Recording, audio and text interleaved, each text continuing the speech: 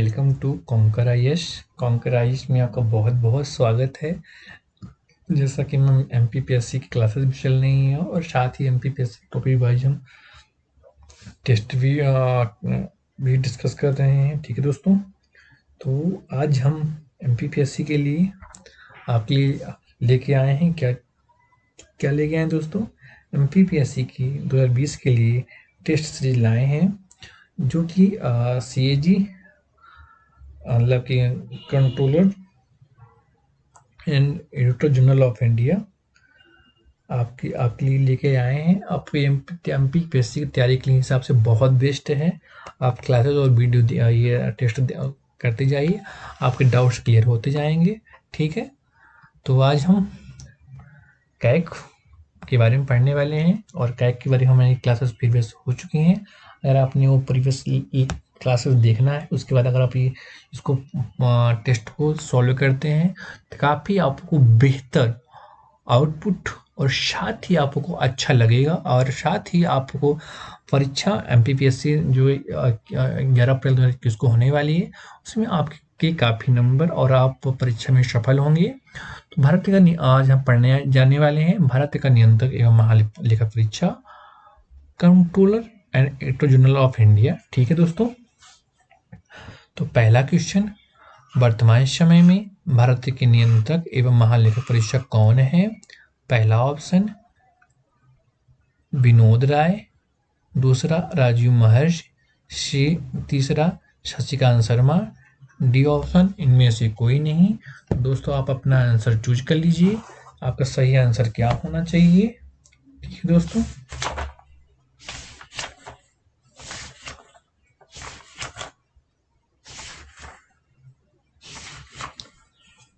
तो वर्तमान समय में भारत के नियंत्रक एवं महालेखा परीक्षक कौन है दोस्तों? तो आपने अपना आंसर चूज कर लिया होगा। इसका आंसर है बी, राजीव महर्षि। तो वर्तमान में कैक कौन है? तो दोस्तों ये हैं राजीव महर्षि। ठीक है दोस्तों, ठीक है। नेक्स्ट क्वेश्चन दूसरा, वर्तमान समय में भारत का नियंत्रक एवं महालेखा परीक्षक का क्रम कौन सा है? ए ऑप्शन 12वां, बी ऑप्शन 11वां, सी ऑप्शन 10वां, डी ऑप्शन 13वां। तो दोस्तों आपके पास 30 सेकंड का ऑप्शन है, आप अपना आंसर चूज कर लीजिए, आपका आंसर क्या होना चाहिए।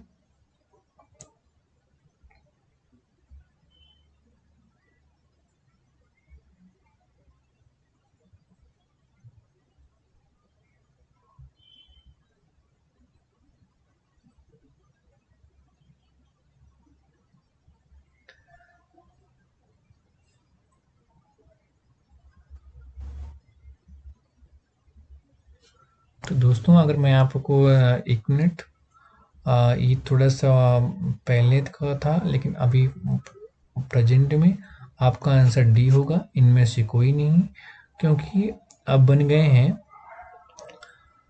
ये पहले थे लेकिन 2021 में कौन है? तो जी.सी. मुर्मू। ठीक है दोस्तों, ठीक है। इनको अपॉइंटमेंट कौन करता है? तो प्रेसिडेंट ऑफ इंडिया करता है। तो इसका आप आंसर कर लीजिए, इनमें से कोई नहीं। वर्तमान समय में जी.सी. मुर्मू में है, गिरीश चंद्र मुर्मू। ठीक है, जी.सी. मुर्मू, गिरीश चंद मुर्मू। ठीक है, ठीक है दोस्तों, MURMU मुर्मू। ठीक है दोस्तों, तो वर्तमान समय में नियंत्रक महालेखा परीक्षक कौन है? तो आपका जवाब होना चाहिए डी, इनमें से कोई नहीं। कौन है दोस्तों? गिरीश चंद्र मुर्मू है। तो दूसरे का भी ऑप्शन दोस्तों इसमें 14वां होगा। ठीक है, वर्तमान समय भारत का नियंत्रक महालेखा परीक्षक कौन से क्रम का है? तो ऑप्शन नंबर डी 14वां। ठीक है दोस्तों, ऑप्शन नंबर थर्ड, भारत के प्रथम नियंत्रक महालेखा परीक्षक कौन है दोस्तों? तो पहला option V N Kaul, B option A Bakshi, C V Narahari Rao, D A K Rao. दोस्तों आप अपना आंसर चूज कर लीजिए, आपका कौन सा आंसर होगा। आपके पास 30 सेकंड का टाइम है, ठीक है दोस्तों।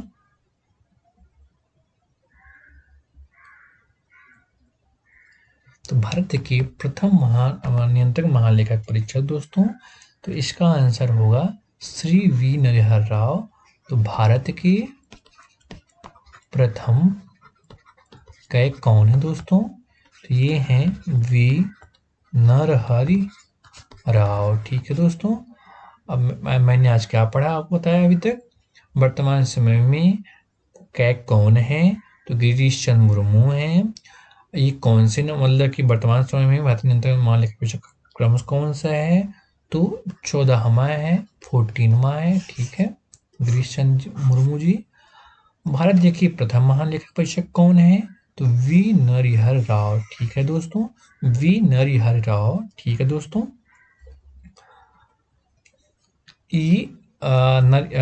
इसके पहले गिरीश चंद्र मुर्मू पहले राजीव महर्षि थे, ठीक है दोस्तों। क्वेश्चन नंबर 4, इंडियन ऑडिट एवं अकाउंट डिपार्टमेंट की स्थापना किस वर्ष की गई। पहला option 1975, B option 1793, C option 1752, D option 1754। तो दोस्तों आप अपना आंसर चूज कर लीजिए। तो इन 30 सेकंड का आपके पास टाइम है।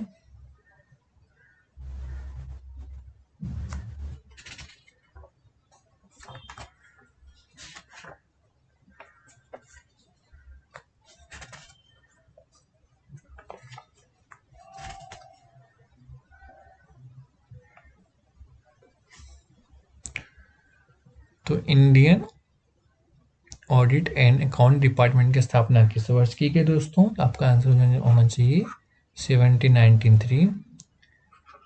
इंडियन ऑडिट एवं अकाउंट डिपार्टमेंट की स्थापना 1793 में की गई दोस्तों। 1753 में की गई, ठीक है दोस्तों। इंडियन, सॉरी मैंने आपको गलत बता दिया, Indian audit and account department की स्थापना कब की गई दोस्तों, तो आपको जवाब होना चाहिए 1753 में, 1753 में की गई, ठीक है दोस्तों, ठीक है। क्वेश्चन नंबर 5, भारत के नियंत्रक एवं महालेखक परीक्षक के कार्य एवं शक्तियां संविधान में किस अनुच्छेद में बताई गई हैं। यहाँ से एमपीपीएससी के में क्वेश्चन आ चुका है पिछली बार, तो उसका जवाब था उनका आर्टिकल 149 से क्वेश्चन आ चुका है, बचे हैं 3 आर्टिकल, तो ये वेरी इंपॉर्टेंट हो जाते हैं एमपीपीएससी के लिए दोस्तों, इसलिए आप इसको वेरी इंपॉर्टेंट मार्क कर लीजिए। तो आपका आंसर, अपना आंसर चूज कर लीजिए, आपके पास 30 सेकंड का टाइम है। तो भारत के नियंत्रक महालेखक परीक्षक कार्य एवं शक्ति संविधान में किस अनुच्छेद में दी गई है दोस्तों, तो आपका जवाब होना चाहिए आर्टिकल 149 कार्य एवं शक्तियां, कार्य एवं शक्तियां, ठीक है दोस्तों। आर्टिकल 148 कै के बारे में बोलता है, नियंत्रक महालेखा परीक्षक होगा। आर्टिकल 150 से बोलता है संघ, संघ मतलब यूनियन, यूनियन मतलब केंद्र और राज्य, संघ तथा राज्यों के लेखा प्रकार, ठीक है दोस्तों। 51 अंकेक्षण एवं प्रतिवेदन, अंकेक्षण मतलब दोस्तों जांच करना होता है, अंकेक्षण एवं प्रतिवेदन मतलब रिपोर्ट देना। तो इससे का भारत के नियंत्रक एवं महालेखक परीक्षक का कार्य एवं शक्तियां संविधान के किस अनुच्छेद में है, तो आपको जवाब होना चाहिए 149 ये चारों आर्टिकल बहुत वेरी वेरी इंपॉर्टेंट है पीटी के हिसाब से, आप इनको आप रट जाइए। तो आप 148 आर्टिकल लिख संविधान के 148, भारत के नियंत्रक महालेखा परीक्षक 149, कायदे की कार्य एवं शक्तियाँ 150, संघ तथा राज्यों की लेखा के प्रकार 151, अंकेक्षण एवं प्रतिवेदन। ठीक है दोस्तों, आप चारों 148 नियंत्रक महालेखा परीक्षक 149, कार्य एवं शक्तियाँ 150, संघ एवं राज्यों के लेखा प्रकार 151, अंकेक्षण एवं प्रतिवेदन देना। ठीक है दोस्तों। 6 लेखा परीक्षा बोर्ड की स्थापना कब की गई? पहला option 1969, B option 1966, C option 1968, D option 1967। तो दोस्तों आप अपना आंसर चूज कर लीजिए कि आपका सही आंसर क्या होगा। तो लेखा परीक्षा बोर्ड की स्थापना कब की गई दोस्तों? तो आपका जवाब होना चाहिए 1968। लेखा परीक्षा बोर्ड की स्थापना कब की गई दोस्तों? तो आपका जवाब होना चाहिए 1968। ठीक है दोस्तों, 1968 में की गई। ठीक है। क्वेश्चन 7, नियंत्रक एवं महालेखक परीक्षक राष्ट्रपति की 3 लेखा परीक्षा प्रतिवेदन प्रस्तुत करता है, वे इनमें से कौन से हैं?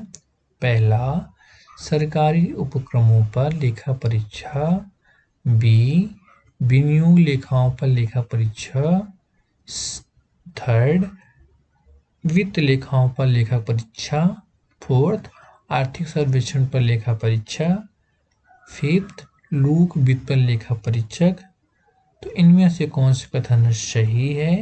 पहला option, second, third, fourth, fifth, B option first, second, third, fourth, C option 1 first, second, third, D option सभी ट्रू हैं।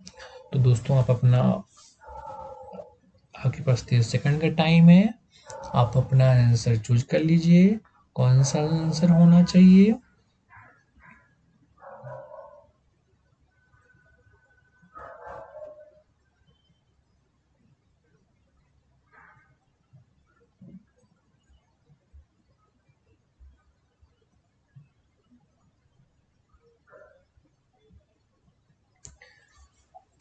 तो नियंत्रक एवं महालेखक परीक्षक राष्ट्रपति को 3 लेखा परीक्षा का प्रतिवेदन प्रस्तुत करता है। तो वो 3 कौन कौन से हैं? तो दोस्तों आप चलिए देखते हैं। सरकारी उपक्रमों पर लेखा परीक्षा करना, ये ट्रू है, सही है।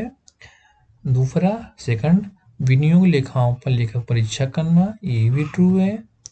वित्त लेखाओं पर लेखक परीक्षा करना, ये भी ट्रू है। तो देखिए दोस्तों, इसमें फर्स्ट इन दोनों बस में है, इन दोनों में ही होगा।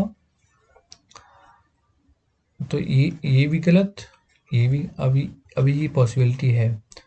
और सेकंड भी ट्रू है, तो सेकंड भी यहाँ है, इधर है, तो ये तीनों की पॉसिबिलिटी बनती है। लेकिन यहाँ फर्स्ट नहीं, तो इसलिए ये कट जाता है। थर्ड भी है। अब ये 3 बचे हैं कि 4 देखते हैं क्या है। आर्थिक सर्वेक्षण पर लेखा परीक्षा करना, ये गलत है, तो ये गलत हो जाएगा, तो ये भी गलत है, तो ये सी ऑप्शन निकल जाता है। लोक वित्त पर लेखा परीक्षक करना, ये भी गलत है। ठीक है दोस्तों, तो नियंत्रक महालेखक परीक्षक राष्ट्रपति को 3 रिपोर्ट प्रतिवेदन करता है। पहला, सरकारी उपक्रमों पर लेखा परीक्षा, ठीक है। सेकंड, विनियोग लेखाओं पर लेखा परीक्षा, ठीक है।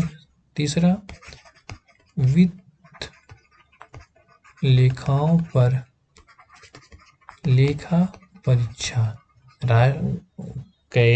राष्ट्रपति को 3 रिपोर्ट देता है। सरकारी उपक्रमों पर लेखक परीक्षक, विनियोग लेखाओं पर लेखक परीक्षक, वित्त लेखाओं पर लेखक परीक्षक। तीनों ठीक है दोस्तों।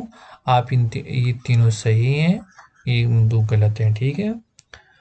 क्वेश्चन नंबर 8, संसद की लोक लेखा समिति के गाइड या मार्गदर्शक के रूप में कौन कार्य करता है? पहला ऑप्शन भारत का attorney general, B option Bharat का महान न्यायवादी, सी ऑप्शन कैबिनेट सचिव, डी ऑप्शन नियंत्रक एवं महालेखा परीक्षक। आपके पास 30 सेकंड का टाइम है। आप दोस्तों अपना आंसर सोच लीजिए, क्या आंसर सही होगा आपका।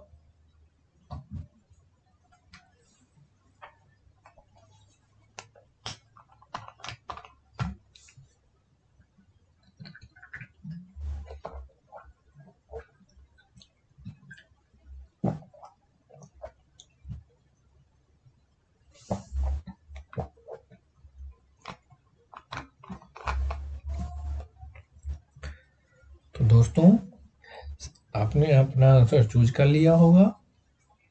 तो संसद की लोक लेखा समिति के गाइड एवं मार्गदर्शक के रूप में कौन कार्य करता है? तो दोस्तों का जवाब होना चाहिए नियंत्रक महालेखक परीक्षक। ठीक है दोस्तों, हम आगे बढ़ते हैं। ठीक है। क्वेश्चन नंबर 9, भारत का नियंत्रक एवं महालेखक परीक्षक किस कर या शुल्क आगमों का निर्धारण प्रमाणन किस अनुच्छेद के अनुसार करता है? पहला option article 278, B option article 276, C option article 277, D option article 279। आपके पास 30 सेकंड का टाइम है, अपना आंसर चूज कर लीजिए।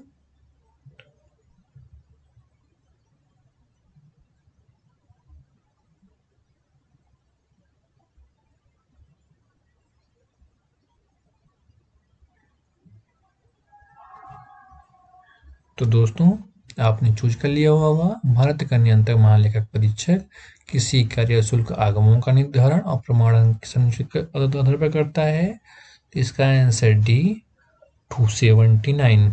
आर्टिकल 279 कैग जो है किसी कर या शुल्क आगमों का निर्धारण या और प्रमाणन करता है। ठीक है।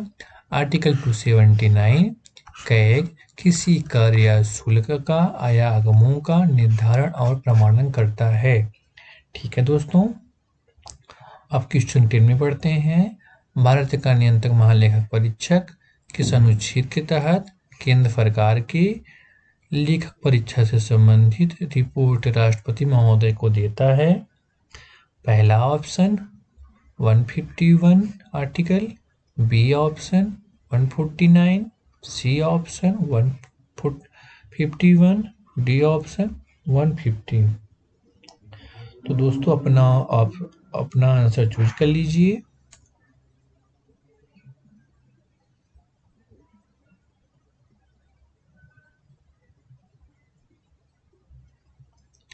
तो भारत का नियंत्रक एवं महालेखक परीक्षक किस अनुच्छेद के तहत केंद्र सरकार से लेखा संबंधित रिपोर्ट महोदय को देता है? तो इसका आंसर सी 151। तो आर्टिकल 151 का एक केंद्र सरकार के लेखा से संबंधित रिपोर्ट राष्ट्रपति को देता है। तो कौन सा आर्टिकल बोलता है?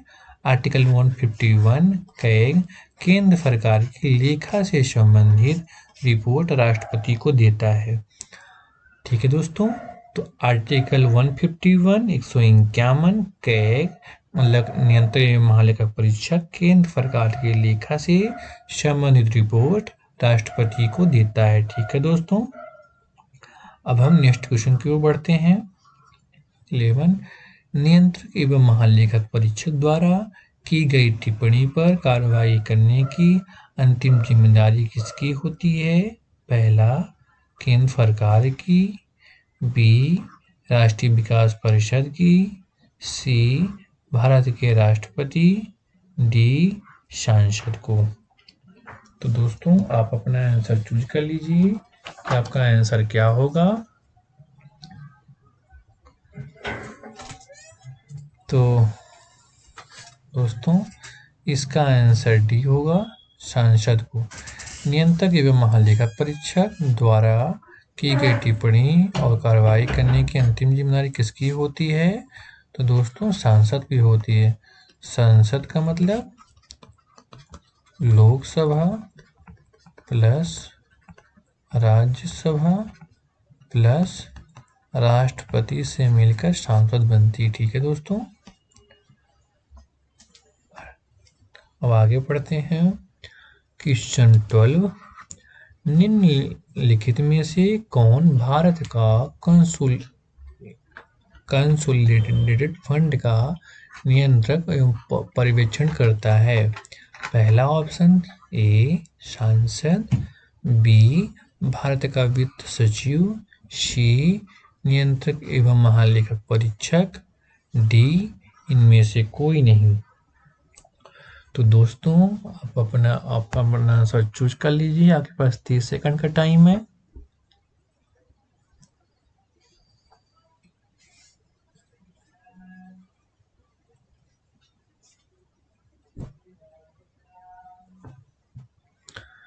तो निम्नलिखित में से कौन भारत का कंसोलिडेटेड फंड का नियंत्रक एवं पर्यवेक्षण करता है? तो दोस्तों ये कैग करता है। भारत का कंसोलिडेटेड फंड का नियंत्रक एवं पर्यवेक्षण कौन करता है? तो कैग करता है। ठीक है, और ये जो कंसोलिडेटेड फंड आया आर्टिकल 267, इसको हिंदी में बोलते हैं भारत की संचित निधि। ठीक है दोस्तों, ठीक है। अब 13 पॉइंट क्वेश्चन, भारत के नियंत्रक एवं महालेखक परीक्षक की नियुक्ति कौन करता है? पहला ऑप्शन केंद्र सरकार। बी ऑप्शन राष्ट्रपति। सी ऑप्शन प्रधानमंत्री। डी ऑप्शन सांसद। तो दोस्तों आप अपना आंसर चूज कर लीजिए।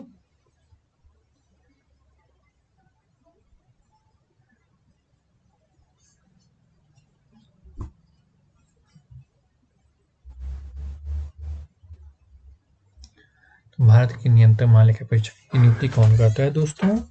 तो राष्ट्रपति करता है। सीएजी की नियुक्ति कौन करता है? तो राष्ट्रपति करता है। ठीक है दोस्तों। क्वेश्चन 14, भारत के नियंत्रक एवं महालेखा परीक्षक की नियुक्ति संविधान के किस अनुच्छेद और किस भाग द्वारा की गई है? पहला ऑप्शन भाग 7 आर्टिकल 153। बी, भाग 6 146। भाग 5 आर्टिकल 148। भाग 4 आर्टिकल 151। दोस्तों आपके पास 30 सेकंड का टाइम है। आप अपना आंसर चूज कर लीजिए। आपका कौन सा आंसर होना चाहिए?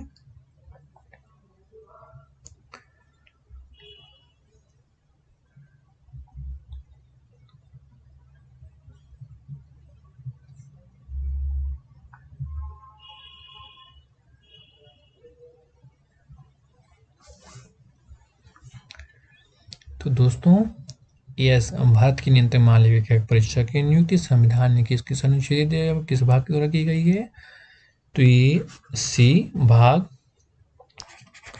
कहेगी कि नियुक्ति संविधान के भाग 5 आर्टिकल 148। ठीक है दोस्तों, कहेगी कि नियुक्ति संविधान के भाग 5 आर्टिकल 148 में की गई है। ठीक है दोस्तों। नेक्स्ट क्वेश्चन 15, इनमें से किसकी जांच अंकेक्षण परीक्षण लेखा नियंत्रक एवं महालेखा परीक्षक द्वारा नहीं की जाती है? पहला ऑप्शन जीवन बीमा निगम, बी ऑप्शन भारतीय खाद्य निगम, सी ऑप्शन भारतीय reserve bank, D option Damodar घाटी निगम, E option Indian airlines corporation. तो सही कोड का चयन कीजिए। A option A B C D, B option A B C यानी E, C option A B and C, D सभी ऑप्शन। तो दोस्तों आप अपना आंसर चूज कर लीजिए। इनमें से किसकी जांच अंकेक्षण और परीक्षण लेखा परीक्षण नियंत्रक महालेखा परीक्षक द्वारा नहीं की जाती है? तो आपके पास 30 सेकंड का टाइम है दोस्तों, आप अपना आंसर चूज कर लीजिए।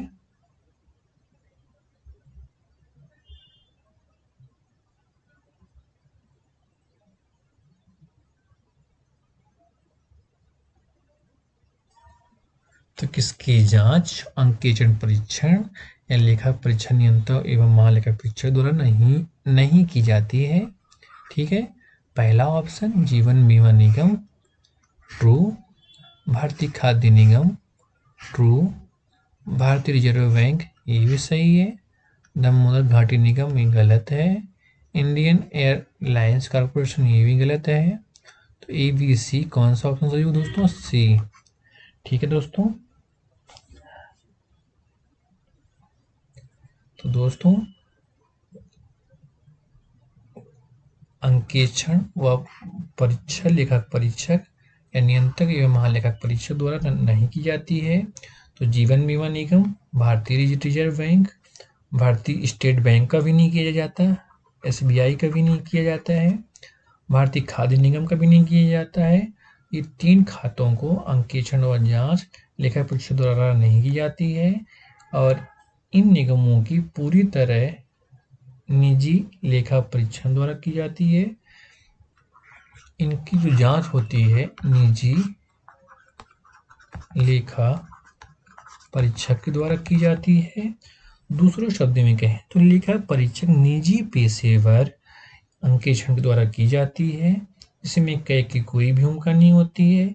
ये अपना वार्षिक प्रतिवेदन लेखा श्री सांपत को प्रस्तुत करते हैं। देखो ये जो है SBI, मतलब ये अपना डायरेक्ट सांसद को प्रस्तुत करते हैं, आपसे ये पूछ सकता है। तो अपना वार्षिक प्रतिवेदन एक इसमें कहे की कोई भूमिका नहीं होती। ठीक है दोस्तों, अब नेक्स्ट क्वेश्चन की ओर बढ़ेंगे। क्वेश्चन 16, भारत के नियंत्रक एवं महालेखा परीक्षक के वेतन भत्ते कौन निर्धारित करता है? पहला भारत का केंद्रीय सरकार, बी भारत का राष्ट्रपति, सी इनमें से कोई नहीं, डी सांसद। आपके पास 30 सेकंड का टाइम है दोस्तों, आप अपना आंसर चूज कर लीजिए कि आपका आंसर क्या होगा दोस्तों। ठीक है दोस्तों, आप अपना आंसर चूज कर लीजिए। तो भारत के नियंत्रक एवं महालेखा परीक्षक के वेतन भत्ते कौन निर्धारित करता है? तो आपका जवाब होना चाहिए सांसद। तो कैग की वेतन भत्ते कौन निर्धारित करता है दोस्तों? यहाँ सांसद करती है। ठीक है, और वेतन उच्च न्यायालय के न्यायाधीश के बराबर होते हैं। ठीक है दोस्तों, अब हम आगे की ओर बढ़ते हैं।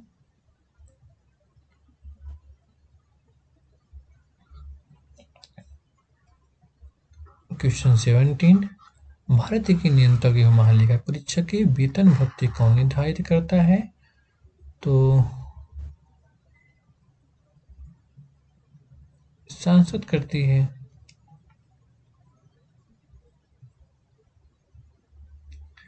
भारत के नियंत्रक महालेखा परीक्षक के वेतन भत्ते कौन निर्धारित करता है?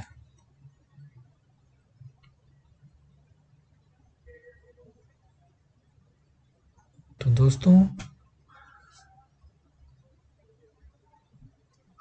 सांसद निर्धारित करते। ठीक है,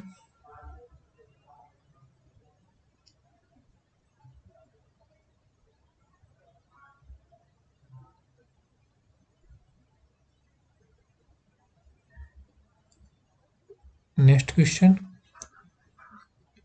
18, भारत का नियंत्रक एवं महालेखक परीक्षक के कार्यभार संभालने से पहले किसके सम्मुख शपथ लेता है?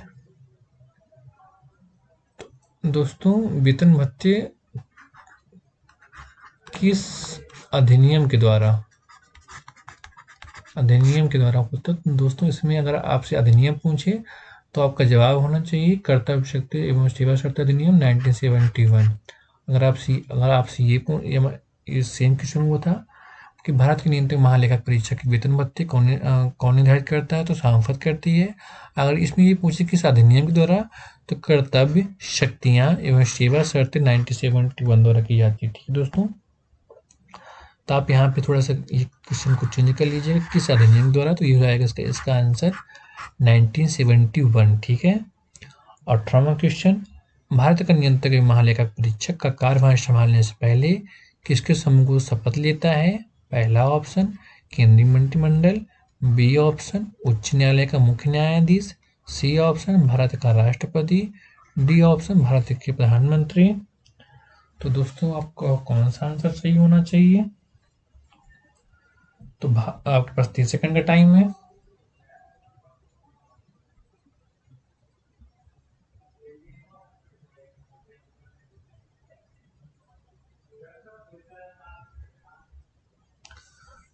तो भारत का नियंत्रक एवं महालेखक परीक्षक कार्यभार संभालने से पहले ये भारत के राष्ट्रपति के समूह शपथ लेते हैं। तो कैग नियंत्रक महालेखक परीक्षक भारत के राष्ट्रपति के सम्मुख शपथ लेता है। ठीक है दोस्तों।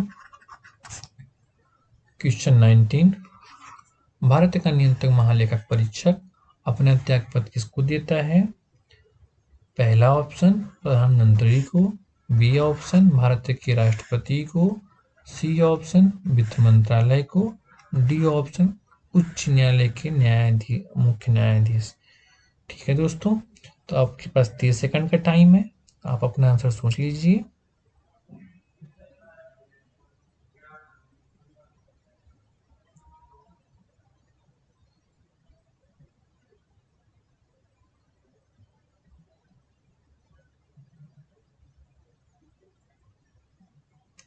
तो भारत का नियंत्रक महालेखक परीक्षक अपना त्यागपत्र दोस्तों किसको देता है? तो आपको जवाब होना चाहिए भारत के राष्ट्रपति। तो कैग अपना त्यागपत्र किसको देता है? तो जवाब होना चाहिए राष्ट्रपति को। ठीक है दोस्तों, तो भारत का नियंत्रक एवं महालेखा परीक्षक अपना त्यागपत्र किसको देता है? राष्ट्रपति को देता है। शपथ किसके आधार पर लेता है? तो शपथ भी राष्ट्रपति के सम्मुख लेता है। और इसको किस अधिनियम के द्वारा इसको वेतन भत्ते दिए जाते हैं? तो कर्तव्य शक्तियां एवं सेवा शर्त अधिनियम 1971। दोस्तों, आप यहाँ पे थोड़ा सा करेक्ट कर लीजिएगा किस अधिनियम द्वारा अधिनियम होता है। हालांकि वेतन भत्ते तो सांसद डिसाइड करते हैं, लेकिन किस अधिनियम से अगर पूछ लिया जाए तो आपको जवाब होना चाहिए कर्तव्य शक्तियां सेवा शर्त अधिनियम 1971। ठीक है दोस्तों, तो फिर इसका आंसर ये हो जाएगा। लेकिन अगर इसको अधिनियम ना पूछिए तो आपको जवाब होना चाहिए सांसद द्वारा। ठीक है दोस्तों, आप क्वेश्चन 20 पढ़ेंगे। निम्नलिखित में से वह कौन सा अधिकारी है जो भारत सरकार के किसी वित्तीय लेन देन के लेखाकरण के लिए जिम्मेदार होता है? पहला वित्त मंत्रालय, बी वित्त सचिव, सी वित्त आयोग के अध्यक्ष, डी नियंत्रक एवं महालेखा परीक्षक। दोस्तों, आपके पास 30 सेकंड का टाइम है, आप अपना आंसर सोच लीजिए कि आपका सही जवाब क्या होगा।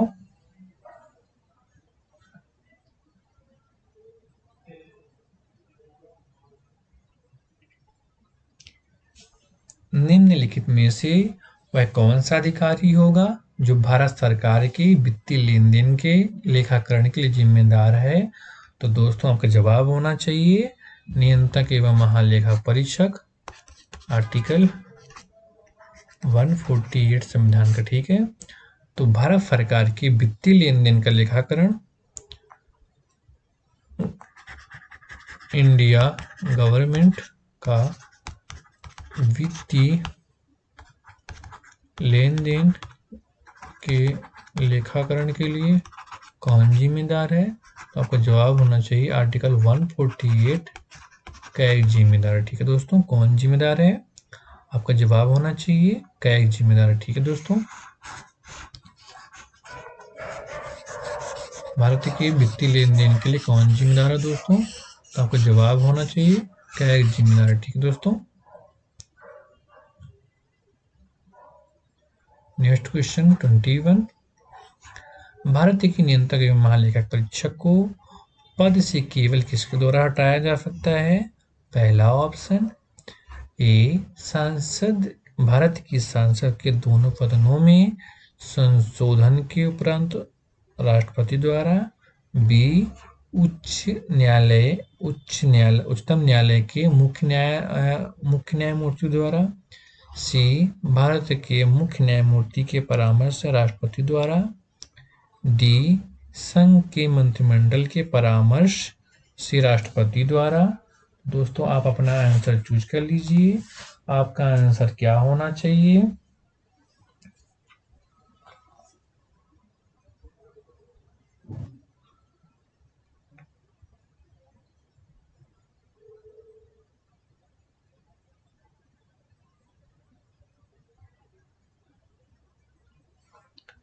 तो दोस्तों भारत के नियंत्रक महालेखा परीक्षक को पद से केवल उसके द्वारा हटाया जा सकता है।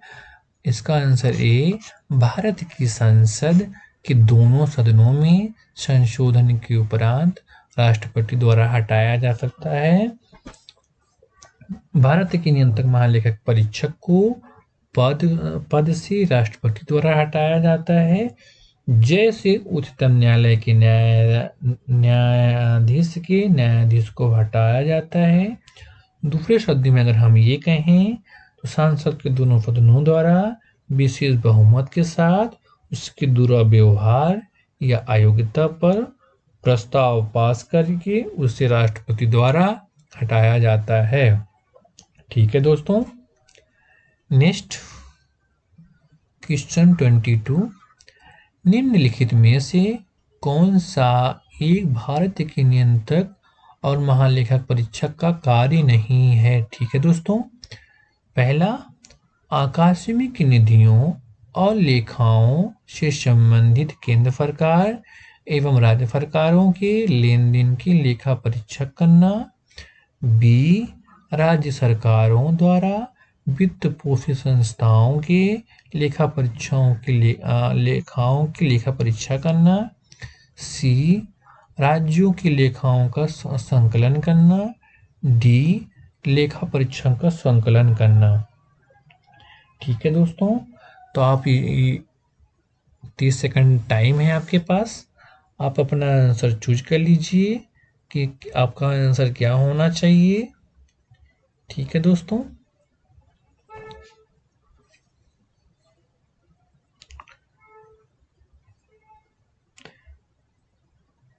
तो भारत के नियंत्रक महालेखा परीक्षक के कार्य नहीं है। तो हम चलते हैं दोस्तों, देखते हैं।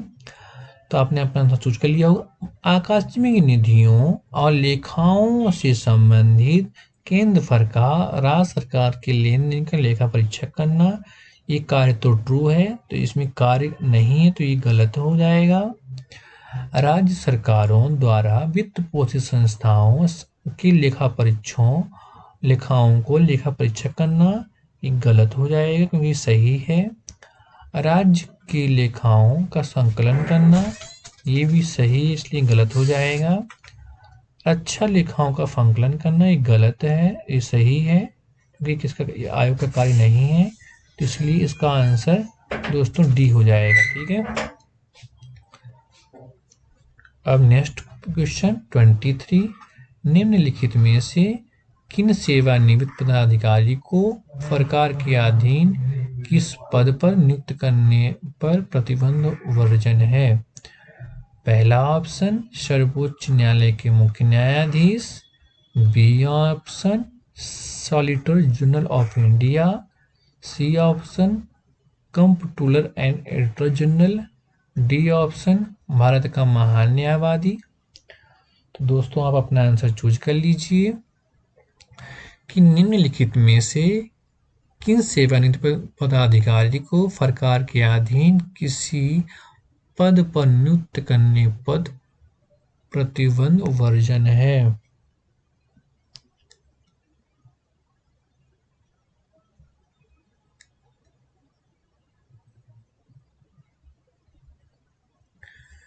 तो दोस्तों आपका आपने आंसर चूज कर लिया होगा, जिसका है कंप्ट्रोलर एंड जनरल ऑडिटर। इसको बोलते हैं कैग। भारत का इसको हिंदी में बोलते हैं भारत का नियंत्रक, भारत का नियंत्रक और महालेखा परीक्षक। शॉर्ट में हिंदी में इंग्लिश में बोलते हैं कंप्ट्रोलर एंड ऑडिटर जनरल। ठीक है दोस्तों, तो सीएजी को सेवानिवृत्त पदाधिकारी को सरकार के अधीन किसी पद पर नियुक्त करने पर प्रतिबंध वर्जन है। ठीक है दोस्तों, प्रतिबंधित है। ठीक है। क्वेश्चन 24, भारत के नियंत्रक एवं महालेखक परीक्षक द्वारा प्रस्तुत प्रतिवेदन के आधार पर कौन सी समिति कार्य करती है? ए ऑप्शन प्राक्कलन समिति, बी ऑप्शन सरकारी उपक्रम समिति, सी ऑप्शन लोक लेखा परीक्षक, डी ऑप्शन विशेषाधिकार समिति। तो आप अपना आंसर चूज कर लीजिए दोस्तों। इसका आंसर क्या होना चाहिए? तो भारत के नियंत्रक महालेखक परीक्षक द्वारा प्रस्तुत प्रतिवेदन के आधार पर कौन समिति कार्य करती है? तो दोस्तों आपने अपना आंसर चूज कर लिया होगा। इसका ऑप्शन होना चाहिए लोक लेखा समिति। तो इंडिया का कैग अपना प्रतिवेदन जो देता है, तो जो ये समिति कार्य करती है, तो लोक लेखा समिति कार्य करती है। ठीक है दोस्तों, अब हम बढ़ते हैं आगे की ओर। 25, नियंत्रक एवं महालेखक परीक्षक को प्राथमिक रूप से संसद की निम्नलिखित में से किस समिति से जुड़ाव है? पहला सार्वजनिक समिति, ठीक है, दूसरा प्राक्कलन समिति, तीसरा लोक लेखा समिति। सभी विकल्प सही है। तो दोस्तों आप अपना आंसर चूज कर लीजिए।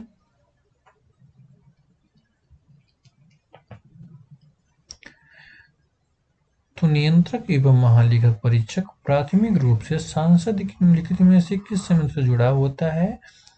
दोस्तों इसका भी आंसर लोक लेखा समिति होगा। क्या होगा? लोक लेखा समिति होगा।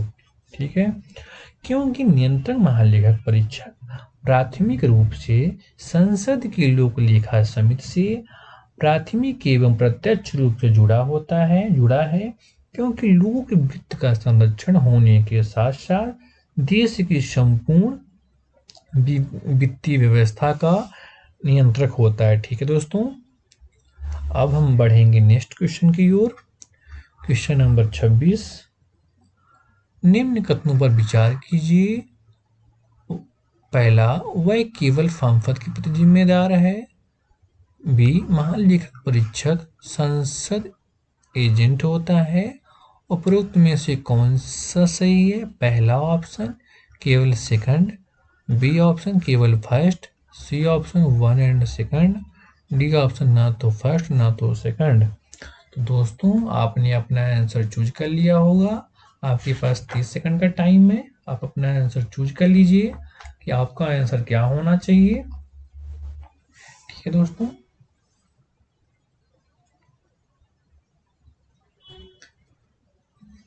तो दोस्तों वह केवल सांसद के प्रति जिम्मेदार है, ये सही है। राज्यसभा के प्रति जिम्मेदार नहीं है। महालेखक परीक्षक संसद का एजेंट होता है, ये भी सही है। ये तो इसमें दोनों सही है, इसलिए इसका आंसर सी हो जाएगा। क्वेश्चन 27, निम्नलिखित में से किसके द्वारा भारत के नियंत्रक एवं महालेखक परीक्षक के पद का सृजन किया गया है? पहला ऑप्शन संविधान द्वारा, बी ऑप्शन राष्ट्रपति द्वारा, सी ऑप्शन मंत्रिमंडल के संकल्प द्वारा, डी ऑप्शन संसदीय अधिनियम द्वारा।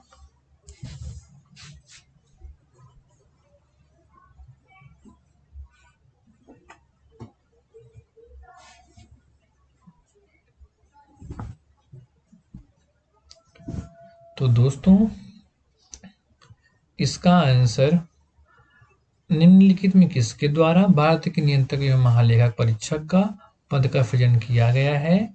तो दोस्तों इसका जवाब होना चाहिए संविधान द्वारा। ठीक है, क्योंकि ये भाग 5 आर्टिकल 148 के तहत कैग की गठन की बात की गई है। ठीक है दोस्तों, ठीक है दोस्तों। नेक्स्ट क्वेश्चन 28, भारत का नियंत्रक एवं महालेखा परीक्षक की नियुक्ति कितने वर्ष के लिए की जाती है? पहला ऑप्शन 5 वर्ष के लिए, बी ऑप्शन 2 वर्ष के लिए, सी ऑप्शन 6 वर्ष के लिए, डी ऑप्शन 4 वर्ष के लिए। तो आपके पास 30 सेकंड का टाइम है दोस्तों, आप अपना आंसर चूज कर लीजिए, क्या आंसर होना चाहिए।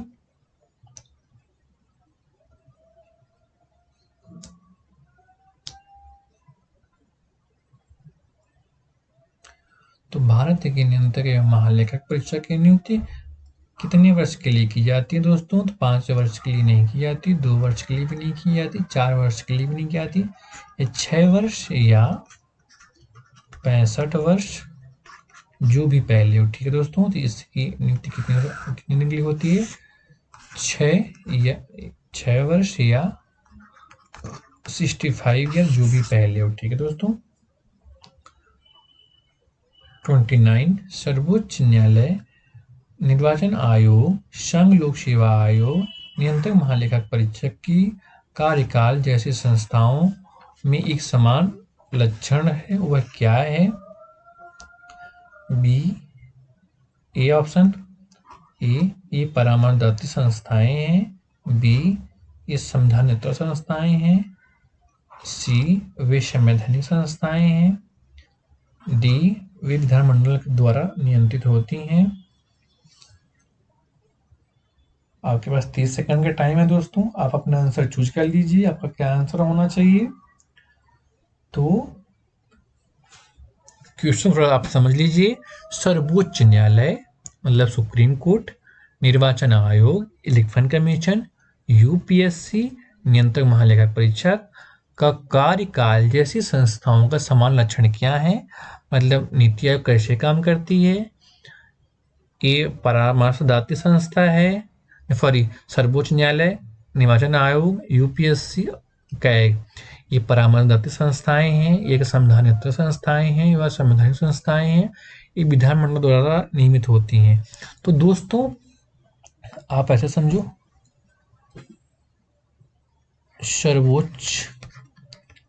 सर्वोच्च न्यायालय, ठीक है, और निर्वाचन आयोग, यूपीएससी, कैग, इसका आर्टिकल 124 से शुरू होता है। ठीक है, निर्वाचन आयोग 324 से, यूपीएससी आर्टिकल 315 से 323 तक, कैग 148 ये संविधान में वर्णित हैं। तो इसलिए परामर्शदात्री संस्था नहीं है, परामर्शदात्री संस्था नहीं है, ना ही संविधान के बाहर भी इसको बनाया गया, इसलिए भी गलत है। ये केंद्र सरकार द्वारा होते हैं, इसलिए भी गलत है। इसलिए इसका आंसर ये होगा संवैधानिक संस्थाएं हैं। ये चारों संस्थाएं संवैधानिक हैं क्योंकि इसका संविधान में वर्णन किया गया है। ठीक है दोस्तों, परामर्शदात्री संस्थाएं वो होती हैं जो परामर्श देती हैं। ठीक है, संविधान संस्थाएं वो होती हैं जिसका संविधान में वर्णन नहीं किया गया है, लेकिन उनके लिए लॉ बनाया गया है। ठीक है दोस्तों, ठीक है दोस्तों, हम आगे लास्ट सेकंड क्वेश्चन की ओर बढ़ते हैं। क्वेश्चन नंबर 30, भारत के नियंत्रक एवं महालेखा परीक्षक लेखा जोखा संबंधी अपनी रिपोर्ट किसको प्रस्तुत करता है? ए ऑप्शन संसद को, बी ऑप्शन सर्वोच्च न्यायालय के मुख्य न्यायाधीश को, सी ऑप्शन केंद्रीय वित्त मंत्री को, डी ऑप्शन केंद्र सरकार को, ई ऑप्शन राष्ट्रपति को। तो दोस्तों आप अपना आंसर चूज कर लीजिए, क्या आंसर होना चाहिए।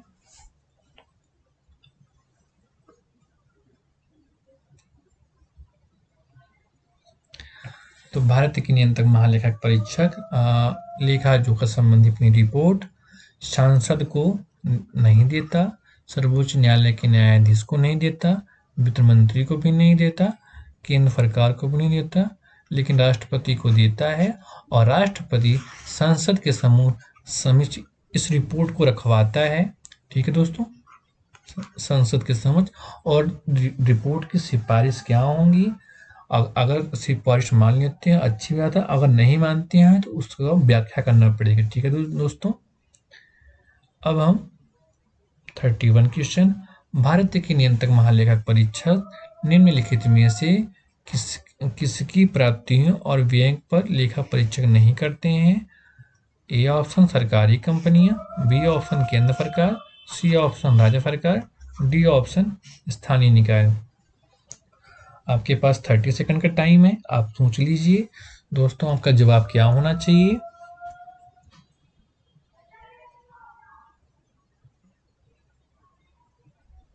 तो भारत के नियंत्रक महालेखा परीक्षक निम्नलिखित में से किसकी प्राप्तियों और व्यय का लेखा परीक्षक नहीं करते। यहाँ नहीं करने की बात करें तो कौन कौन करता है। सरकारी कंपनी के लिए ये करता है कैग, केंद्र सरकार के लिए भी करता है, राज्य सरकार के लिए भी करता है, स्थानीय निकाय के लिए नहीं करता, इसलिए ये सही होगा। ठीक है दोस्तों, तो इस प्रकार हमने आज कैग के बारे में डिस्कस कर लिया। इसका तो ये अभी इसका अपडेट 2021 में कौन बना दिया गया, तो गिरीश चंद मुर्मू। ठीक है दोस्तों, यहाँ पे थोड़ा अपडेट कर लीजिएगा। अब यहाँ 13 जगह फिर 14 हो जाएगा। ठीक है, तो इसलिए पहले का ऑप्शन डी हो जाएगा। ठीक है दोस्तों, पहले का ऑप्शन डी हो जाएगा और दूसरे का ऑप्शन भी चेंज हो जाएगा। ठीक है दोस्तों,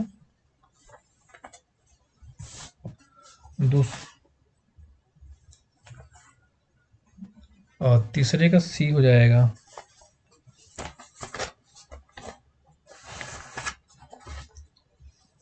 तो दूसरे का ऑप्शन क्या होगा दोस्तों, 14। तो इसकी जगह आप डी कर लीजिए, इसकी जगह 13 जगह 14 कर लीजिएगा।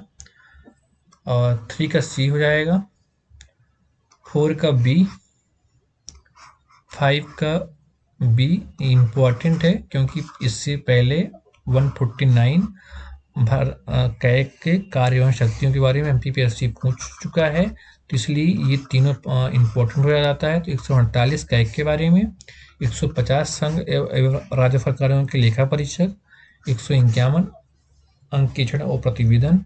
ठीक है, और 6 का सी, 7 का बी सी, 8 का डी, 9 का डी, 10 का सी, 11 का डी। ठीक है दोस्तों, और 12 का सी, 13 का बी आंसर, 14 का सी, 15 का सी, 16 का डी, 17 का बी, 18 का सी, 19 का बी, 20 का डी, 21 ए, 22 डी, 23 सी, 24 सी, 25 सी, 26 सी, 27 बी, 28 सी, 29 सी, 30 ई, 31 डी। इस प्रकार हमने नियंत्रक महालेखा परीक्षक का टेस्ट 3 डिस्कशन कर लिया है। और अगर अगर आपको कुछ नहीं समझ में आ रहा हो तो पहले आप क्लास करिए, फिर उसके बाद इसको करिए, आपको इजीली सॉल्व हो जाएगा। Thanks for watching this video. Hit the bell icon button, subscribe the channel, like and share the video. तो दोस्तों, जो इसमें सोर्स फॉलो किए जा रहे हैं सभी ऑथेंटिक हैं और हमारी एक्सपर्ट टीम इसमें काम कर रही है। साथ ही हम MPPSC के और भी MP हिस्ट्री और ज्योग्राफी और साइंस और करंट अफेयर सभी जल्दी हम लाएंगे, क्योंकि मार्च इंटर सभी सिलेबस हम आपको कवर कर देंगे। बहुत बहुत धन्यवाद दोस्तों।